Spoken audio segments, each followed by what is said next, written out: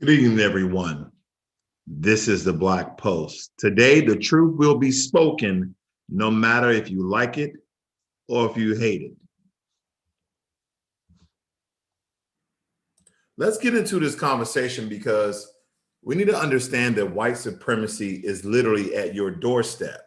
The Capitol was the first attack on the nation as we know it. This is the problem when white supremacy goes unchecked for decades, for eons, for generations in this country and other countries. And I'm surprised this hasn't occurred in other countries. And most people know that the US is probably the most racist country, the country where the most white supremacists actually lay their head at. But nonetheless, but we need to understand that white supremacy being unchecked is a very dangerous thing. The insurrection at the Capitol was only the beginning, but we had flare ups, we had indicators, we had other signs to tell us that white supremacy will long live if the majority of foundational Black Americans don't stand up. Simply joining an organization, marching through the streets with your hands up, does not do anything. Ripping down a couple of statues, holding up a few picket signs, it does nothing for the betterment and the empowerment and the advancement of foundational Black Americans in this country. We have been hoodwinked too long, and that those bootlicks that we have in the political offices, those Congress men and women, those boule folks, they are duplicitous in the way that they treat Black people. They try to pacify us to keep the peace so they keep their paycheck and they keep their position. This is how they do. This is what they do. The problem is that we are too busy electric sliding, twerking, and busting bussy. So for those insurrectionists, those traitors, those white supremacist terrorists, the way that probably some of white Americans view them as a group of guys that's supporting a white supremacist, and that's okay with them. But I have a theme song that I think that fits those patriots, those good white people who infiltrated the nation's capital only to cause harm, kill or murder, and to force the hand of the government to change laws and legislation. I believe that this song is fitting.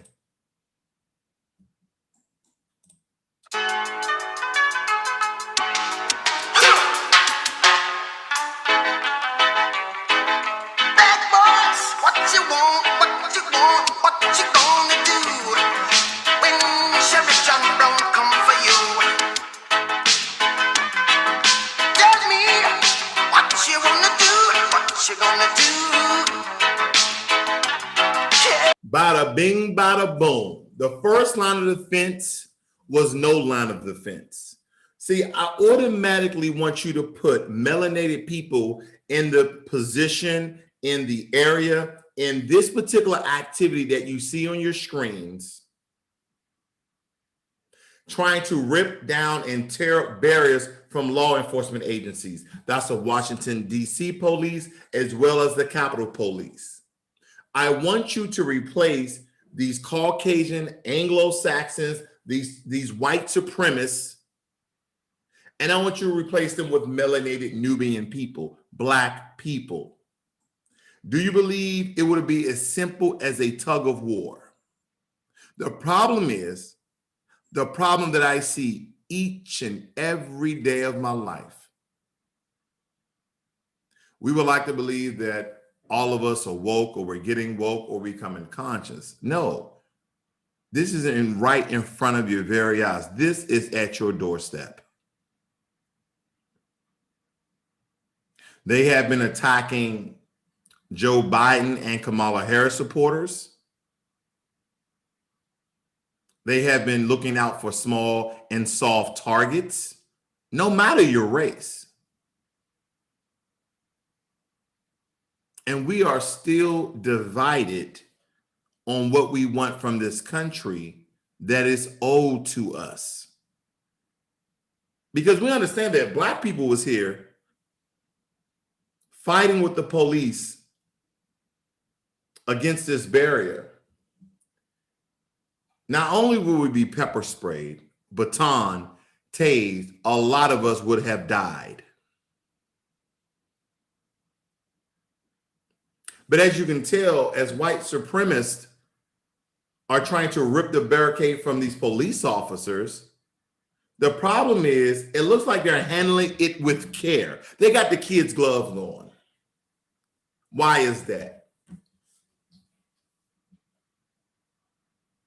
Because the white supremacists on the other side of the barrier that are wearing uniforms are duplicitous in this act. But so they scaled this first line of defense very easily. They just ripped the barrier from these 5 or 6 police officers, and then they headed to the wall to scale the wall to begin their infiltration of the Capitol. And what a lot of Americans don't understand, Black Americans don't understand, is that these are not just a bunch of wild white people acting crazy. Now, you had a lot of them that were on alcohol, that were drunk, but believe it or not, majority of them had a plan. They would like for you to believe that none of them had weapons. They did have weapons. They had weapons. They had zip ties. They had pepper spray. They was there to subdue security and torture and force congressmen and women for their bidding of recounting the votes in majority of the states that Donald Trump lost in. This was in support of him. Anytime you're organized and you are willing to go the distance, the first thing that you establish is communication, which they had. They had a plan of attack. They roared up the crowd to get through the barricades. They made their ways to the wall and the steps. All the while, they had lookouts on the tower.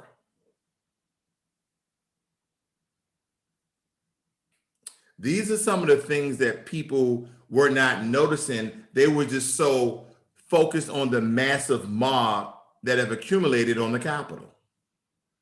Now, I want you to look at this picture very, very carefully, because you see a massive mob of white supremacist terrorists all together before they start to infiltrate the Capitol and start to scale the Capitol walls.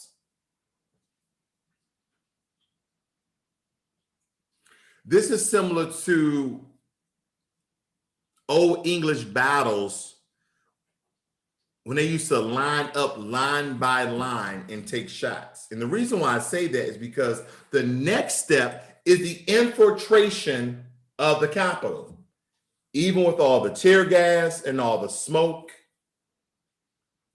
majority of these supporters of Donald Trump, majority of these terrorists, majority of these insurrectionists made it to the top of the Capitol and infiltrated the main Capitol door. I wondered if these were Black people. The problem is we have a lot of coonery. We have a lot of Sambos in this country. They have come along from the continent of Africa, unfortunately, as well as the Caribbean. Now, I'm not saying that all my brothers and sisters from the continent of Africa or nor the Caribbean are coons and Sambos, but a lot of them that come over here are. They're in support of white supremacy. Because when we, foundational Black Americans, begin to speak out against white supremacy, they would like to shun us, and they would like to support the other side.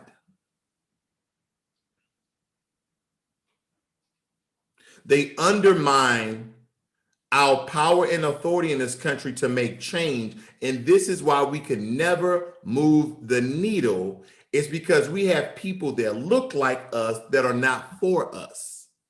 Now, granted, there are some foundational Black Americans who are Sambos, coons, and bootlegs that are in support of white supremacy for power, position, and money. And this is the problem: when we can't agree, we're divided. You see, all of these people who are supporting Donald Trump, they may not all agree on everything that Donald Trump said, but the one thing they do agree is that he needs to be the president. See, we can't all get behind reparations. Well, you know, I pulled myself from my bootstraps, and I believe that my brothers and sisters in the hood can do so too. That is not the case. See, we fail to call out white supremacies in the school system, white supremacy in the job market, white supremacy in Medicare.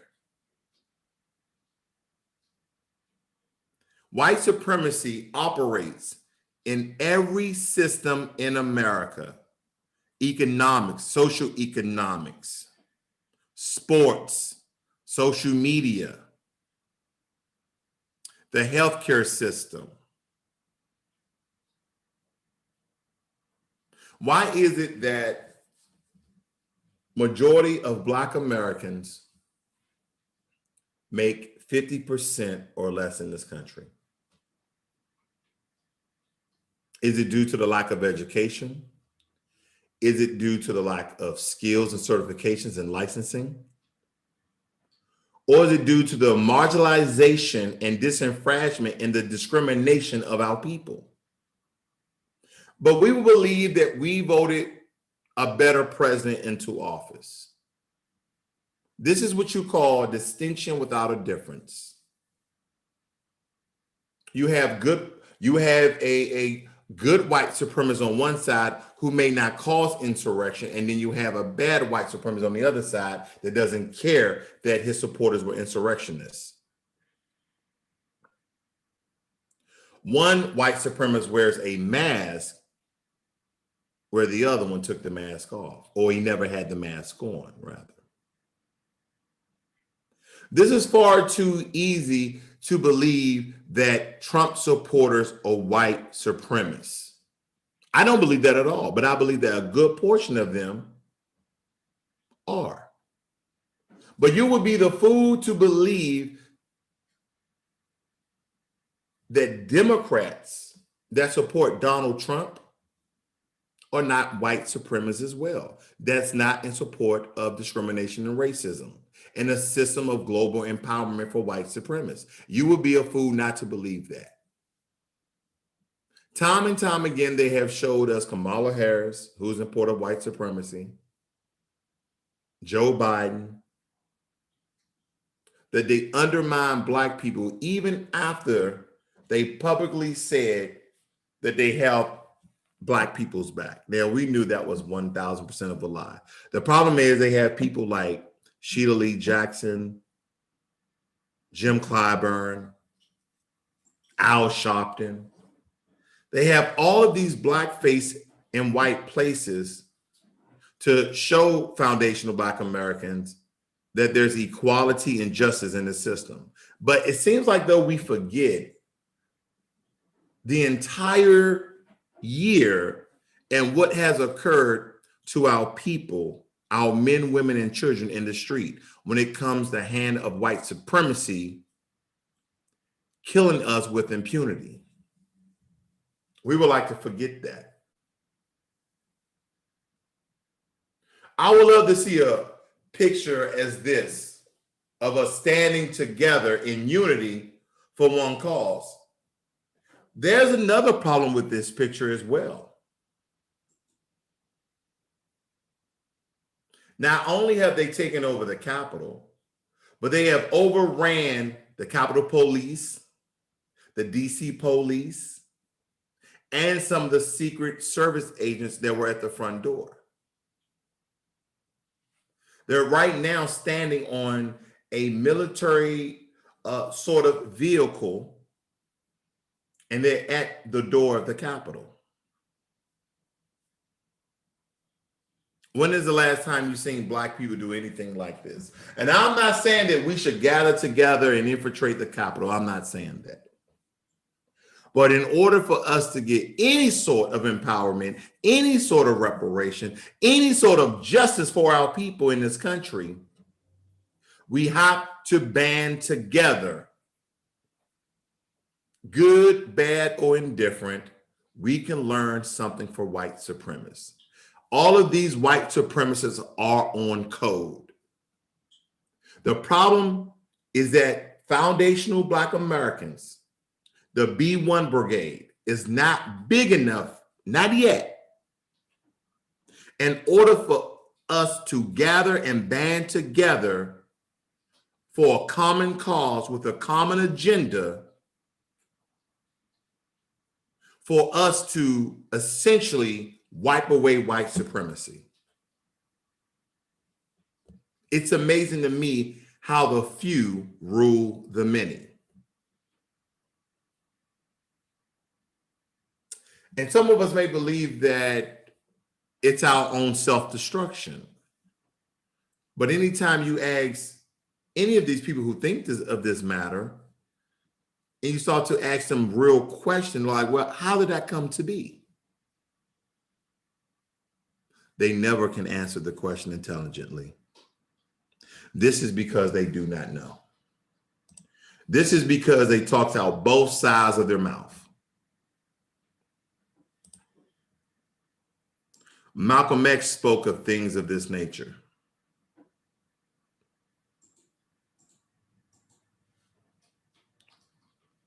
One day, ladies and gentlemen,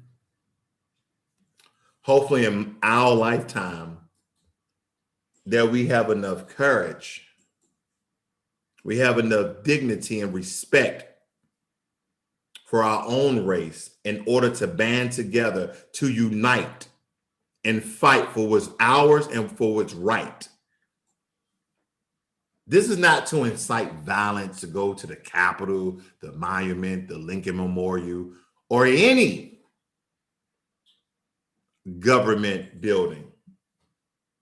But we need to start calling out white supremacy for what it is.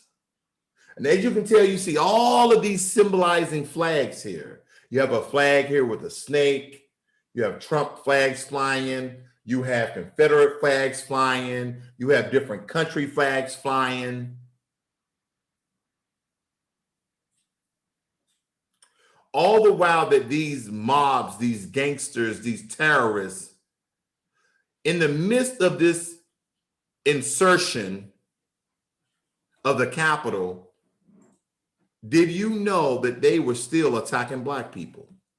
Even though they had some coons and sambos among the midst of them, and these coons and sambos, as Black women that lived in the area, was getting attacked. Now, as I said before, they're on the stage of the Capitol. They're moving forward. Now, I wonder, think about this. How do they get to the Capitol? You mean to tell me that the FBI, the CIA, the NSA did not have any intel of 2,000 to maybe 3,000 folks coming to the steps of the Capitol, marching down the street?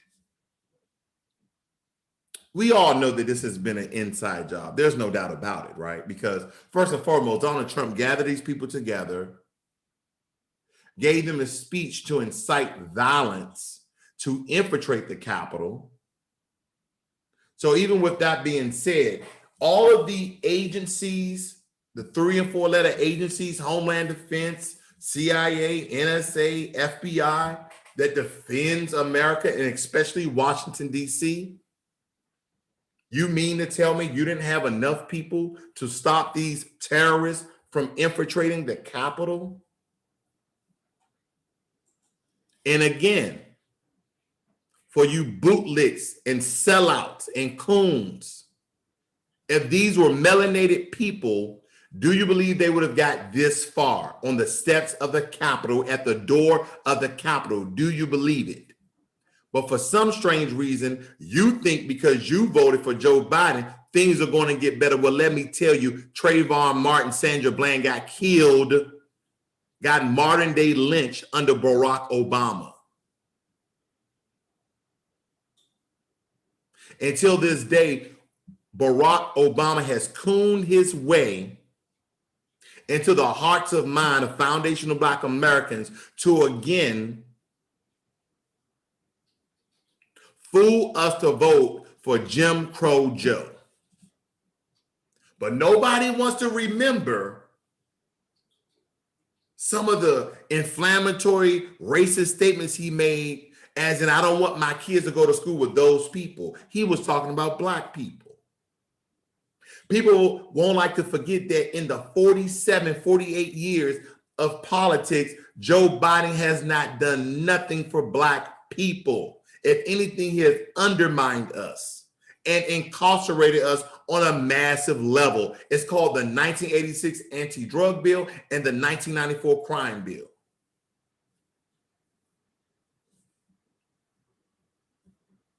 Donald Trump and Joe Biden are distinction without a difference, meaning they both are in support of white supremacy and they continue to benign neglect foundational Black Americans. I wonder in the next 4 years who the hell you're going to vote for. Because once again, Black Lives Matter, the Congressional Black Caucus, all of these sellouts and sambos that persuaded, that manipulated their constituents, their voters, their communities and neighborhoods, told you that Joe Biden is better than Donald Trump because of racism. But it seemed as though that we forgot that Black people were getting killed under the hands of white supremacy under Barack Obama. It's like we totally forgot. And mass media, CNN, MSNBC, and other large liberal networks have been feeding this narrative that Trump supporters and Donald Trump are terrible people and that are racist and terrorists and white supremacists. All the while, liberals and conservatives have a large population of white supremacists. I was reading on Twitter the other day, and some lady from the Caribbean said that she is tired of the term white supremacy. That is because she still lives in white supremacy. But she's in this country. That's what occurs. Those people from the Caribbean and Africa, they come to our country and they tell us what to do and what we shouldn't do and what we should do. But why did you leave your country? Could you not make it? Because a lot of those countries are in shambles. And guess what? If you're from the Caribbean, did you check who's your queen? Was it Queen Elizabeth of the UK? See, here's the thing. They're so used to living in white supremacy, they will want us to live in white supremacy with them, but we will not stand for it. We will call it out for what it is. We built this country. This is our country, and these are immigrants that have taken over, but it's time for us to take it back.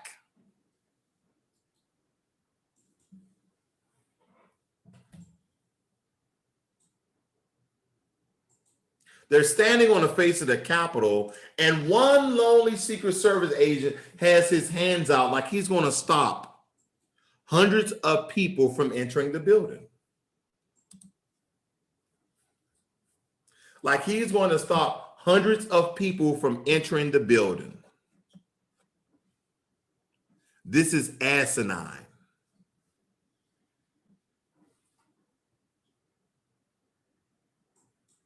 Now, I know a lot of you guys have been seeing a lot of videos of the different occurrences that occurred in and around the Capitol. And one of the most famous videos that I don't have listed here, unfortunately, is the black police officer, the black Capitol police officer who, when the white supremacists were infiltrating the Capitol, was running up the steps. He was running up the steps. He seemed somewhat afraid. He was bucking his eyes. And not one time did he pull his gun. He will be in his right legal authority, fearing for his life with implied immunity to stop threats against the Capitol and his person. But that did not occur. Again, we get to the narrative that this was an inside job.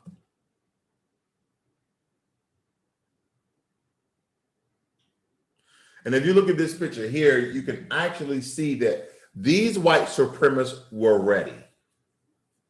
With the exception of masks, they have on goggles. Some of them have on masks and gloves.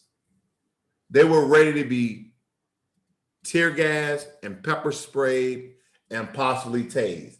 The guy right here holding up a camera, he has on military gear, which seems to be like a flak vest and a camelback. These white supremacists, when they unite, they do not play around. And as you can tell, on the upper right where the flag is flying, it says Trump. It says no man, no woman, no commie can, was it stop us or stump us?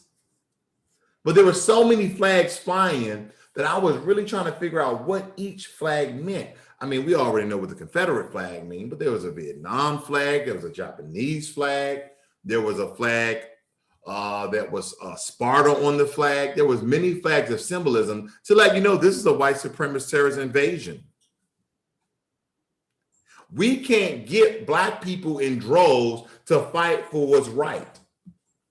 But these white supremacists flew from all over the country to unite on the Capitol just so Congress can have some revotes of certain states, because Donald Trump convinced these fools that there was voter fraud. Message, there's voter fraud every election. It doesn't matter if it's a Democrat or Republican. Go and look at the evidence. Go and do your research. There's always voter fraud. But see, the problem is when white supremacists believe that it did not go the way they wanted to go, this is when they band together. And in this midst, you had police officers from around the country. You had CEOs. You had active duty military, retired military. You have all sorts of people who are in the support of white supremacy. I'm a little jealous. Because the only way we're going to get this many black people here in one place if we have a fucking party. We have a bunch of music and food. And that's why Jim Joe Crow Clyburn always have his fish fry. He got the collard greens, he got the macaroni and cheese. I cannot believe that you can have a fish fry and have people to come out and vote for you. That is remarkable. That is remarkable. It only goes to show you how we were being sold in slavery. How we've been sold in slavery for things of this nature. But as we take a look at these insurrectionist white domestic terrorists, I keep thinking, how do they infiltrate the Capitol? I've been to Washington, D.C. plenty of times, and the Capitol is the second most secure building in the world, especially in D.C., especially in the United States. But you have people in there with all sorts of ram or antelope or buffalo head hats with his shirt off. You have a bunch of other MAGA hat wearing people in the halls of the Capitol.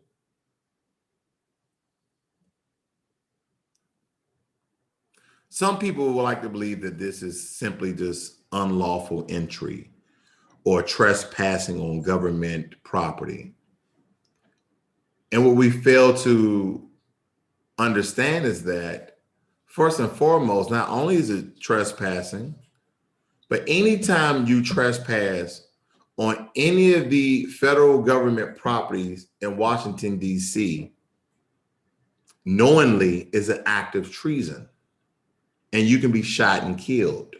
There was only one lady shot and killed as she was trying to climb through a window where the Congress people were hiding, and the Secret Service agency agents were actually trying to protect them.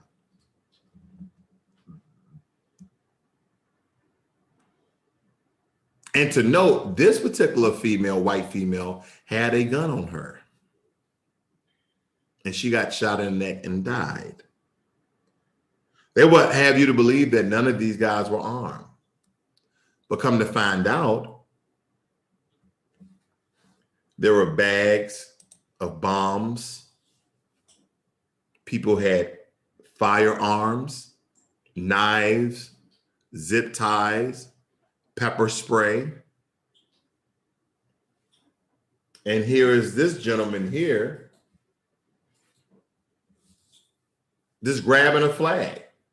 It looks like a flag that was positioned on a podium and taking a picture for the camera. Because see, they don't believe that nothing will happen to them. And if something does happen to them, they believe there will be a slap on the wrist. At no time did they ever believe that they were being treasonous. And guess what? Our law enforcement in this country, AKA the FBI, they're doing exactly what we all thought. Absolutely jacking shit. Now, they are making some arrests, but these guys are home by the end of the week. And again, I ask you, if you have high melanation, if you are of a Nubian nation, if you consider yourself Black, then I want you to put yourself in these people's shoes. And I guarantee you, the results we see here as they're roaming the halls and going through the offices of the Capitol, this would not be the look. They're sitting on furniture that people haven't sat on furniture in years. Some of these are old as Lincoln. Some of these are antiques. Some of these are museum pieces. They totally desecrated the Capitol. And they did it with impunity, majority of them. I wonder, did this guy, with a clear shot of his face and what he was wearing, I wonder, did he get locked up? I wonder if he got tased and pepper spray. And as I'm looking through the picture, the guy with the glasses to his left, clear picture of his face. The guy to the left with the hat, a clear picture of his face. The guy with the shades on to his right with a Trump shirt on, a picture of his face. I wonder if any of these people right now serving time in their local jails, their local prison, or in federal prison.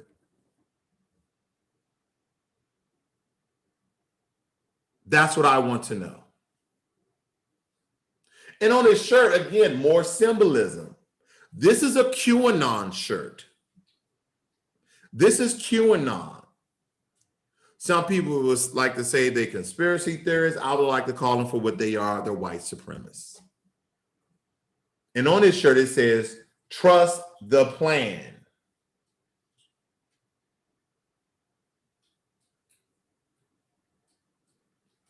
And I believe the writing inside of that shirt, I try to research it. It seems as though we make, we go on, we go all. And there's been a lot of white supremacy groups within this mob of white supremacists. I mean, you had the 3%ers, you had the QAnon folks, you had the new members of the KKK. You had the freedom fighters. They had you had all these sorts of white supremacist groups that came together. Listen to me, Black people. They came together with a common agenda and a common cause.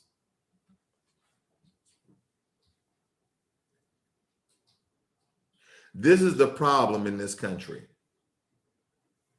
And see, all the while, they're worrying about Black people, that we just going to storm inside the Capitol and take Congress and we're going to leave with the furniture like we had a good time. Bye, y'all.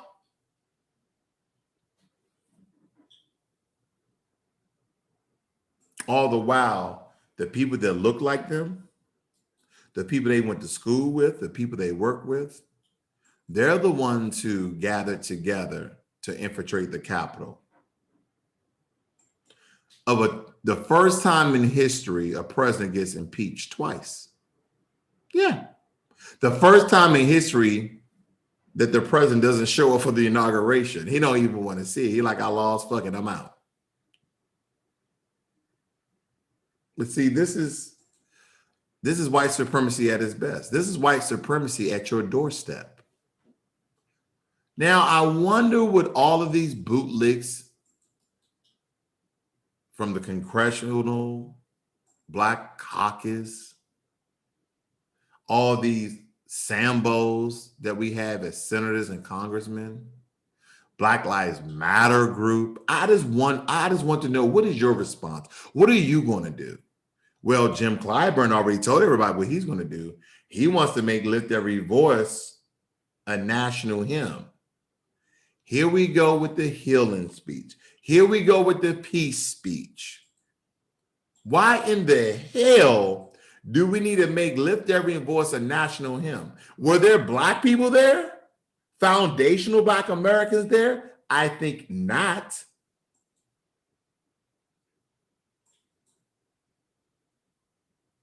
This is the problem. We have people in place like him that undermine empowerment of Black people. Jim Clyburn has been in office for decades.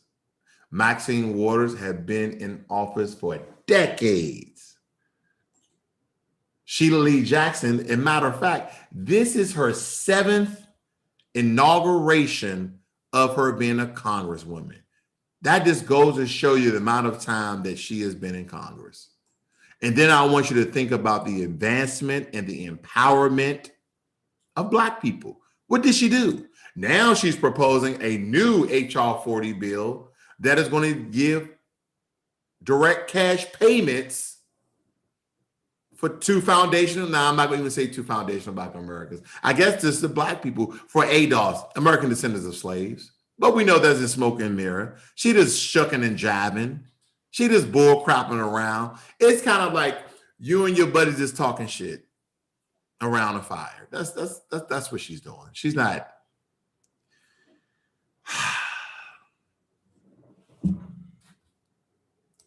Ladies and gentlemen, this has always been our fate.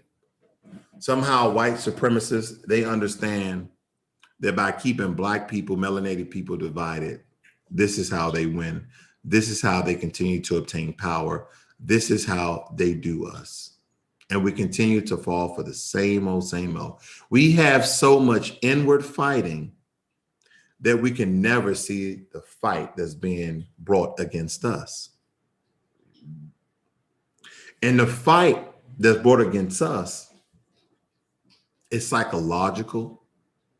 It comes through media propaganda. It comes through projection and imagery.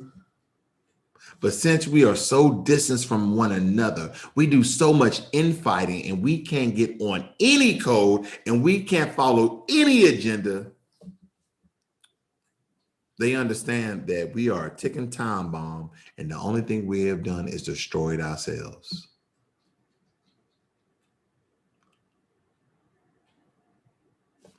But there's beginning to be a large group of people who consider themselves B1, which means Black first. It's not about being racist. It's not about being discriminatory. It's about thinking about you and your people first before everybody else. They would like to deflect and say, well, people of color or diversity or those in the urban communities or minorities, I want you to consider this. LGBT, all of these other groups. What if we just considered ourselves Black first? Just what if? What would we accomplish? And we stayed on an agenda. We stayed on a code and we followed that, because what we've been doing for the past 60 years have not been working. It has not been working. What about unity and stand on one accord, one code, one agenda? And those Sambos that we have in political offices, we vote their ass out. We kick they ass out, because for the past 50, 60 years, they have done nothing for Black people, nothing at all, except vote in and support Democrats who they wanted to get supported so they can keep their position or get a higher position. Just because you're Black does not mean you're Democrat. Just because you're Black does not mean you're Republican. Because I know some people, we understand that majority of Blacks in this country, because unfortunately a lot of our people are poor, we automatically vote Democrat. I consider myself a non-politician because I don't know that much about politics. The only thing I know is crooked, and those Blacks who are in power, those Blacks who are in position has done nothing for our people.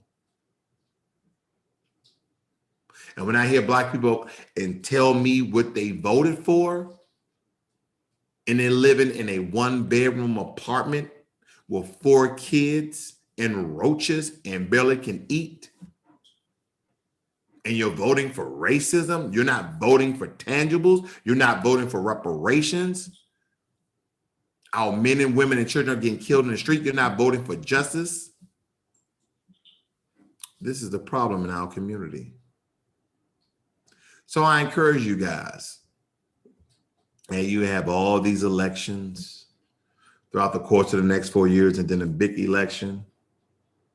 Is it possible that we unify and come together and hold our vote until they give us tangibles on the table?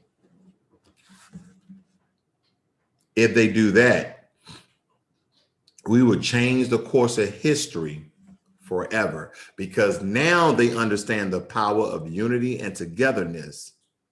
It's something they thought would never happen, because at every corner they tried to sabotage us from uniting together. But as you can tell, white supremacists, they don't have a problem uniting. They don't have a problem coming together. They don't have a problem making a plan and marching and executing a plan. But that,